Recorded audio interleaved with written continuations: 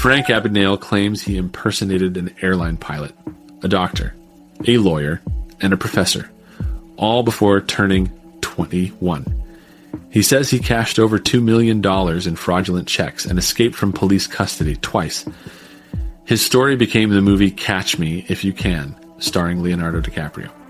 But what if the greatest con Frank Abagnale ever pulled was convincing the world his story was true? For decades, Frank Abagnale has been paid millions to lecture on fraud prevention. He's worked with the FBI. He's spoken to Fortune 500 companies. His story has been accepted as fact. But in 2020, journalist Logan Williams started investigating Abagnale's claims. What he found was stunning. Let's start with the pilot story. Abagnale claims he flew over 1 million miles on Pan Am flights by impersonating a pilot. He says he deadheaded, meaning he rode in the cockpit jumpsuit as a non-working crew member. According to Williams' investigation, Pan Am's security protocols in the 1960s would have made this essentially impossible. Every pilot had documented credentials verified through multiple channels. But it gets worse. Abagnale claimed to create a fake employee ID using a model airplane kit.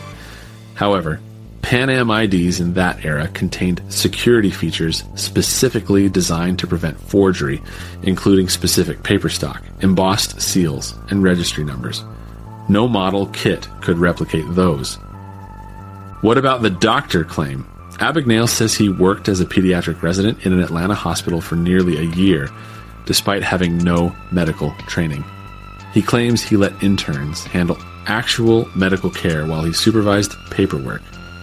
Williams found no hospital records, no employee records, and no corroborating witnesses from this supposed year of employment. The lawyer's story has similar problems. Abagnale claims he passed the Louisiana bar exam on his third try after faking a Harvard law degree. Louisiana bar records from the 1960s show no one named Frank Abagnale ever taking or passing the exam. The state attorney general's office confirmed this. Now here's where it gets really interesting. What about the check fraud claims? Abagnale says he cashed over $2.5 million in fraudulent checks across 26 countries.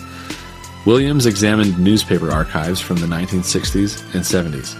He found that Abagnale was indeed arrested for check fraud, but the amounts were far smaller. We're talking thousands of dollars, not millions. Court records show Abagnale was a small-time check forger who spent time in various prisons between 1965 and 1974. The actual documented fraud amounts to roughly $40,000. Still illegal, but a far cry from $2.5 million. The famous escape stories also fall apart under scrutiny. Abagnale claims he escaped from an airplane by crawling through a toilet. Aviation experts have explained this is physically impossible given aircraft construction. He claims he escaped from federal prison by convincing guards he was an undercover prison inspector.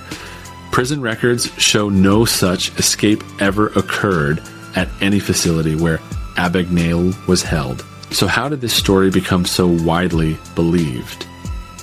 The answer lies in masterful myth-making. Abagnale first sold his story to a writer in the 1970s. The book became a bestseller. From there, each retelling added more drama, more daring escapes, more millions of dollars. By the time Hollywood came calling, the legend had grown far beyond any original truth. But this raises an uncomfortable question. The FBI has cited Abagnale as a consultant for over 40 years. Major corporations have paid him hundreds of thousands of dollars per speech. His credentials as a fraud expert are based entirely on his own unverified claims about committing fraud. If those claims are false, then his entire career as a fraud consultant is itself a form of fraud. When confronted with these discrepancies, Abagnale has given conflicting responses. Sometimes he acknowledges embellishment. Other times he doubles down. He's blamed ghostwriters for exaggerations. He's claimed investigative reporters misunderstood the evidence. The story shifts depending on who's asking. What we know for certain is this. Frank Abagnale was a real person who committed real check fraud in the 1960s. He served real prison time. After his release, he built a speaking and consulting career based on an increasingly elaborate version of his criminal past. That version was never independently verified by the organizations that hired him. Steven Spielberg directed Catch Me If You Can in 2002. The movie presents Abagnale's claims as historical fact. Leonardo DiCaprio played him as a charming genius who outsmarted everyone. The film earned over $350 million worldwide. None of that money went to any victims of Abagnale's actual fraud. The irony is impossible to ignore. A man who was actually a small-time check forger convinced the world he was a master criminal. Then he built a legitimate career as a fraud prevention expert, teaching people how to spot lies. His greatest con wasn't the check fraud. It was the autobiography. This story matters because it shows how easily we accept authority claims. The FBI endorsed him, so companies trusted him. Companies paid him, so the media covered him. The media covered him, so more companies paid him. A feedback loop of credibility built on an unverified foundation. The lesson here isn't that Frank Abagnale is a bad person. People are complicated. The lesson is that extraordinary claims require extraordinary evidence, even when those claims come from someone who built a career on catching lies. If you enjoyed this deep dive into a famous con artist, subscribe for more stories about financial crime and deception. And let me know in the comments, did you believe Frank Abagnale's story before watching this?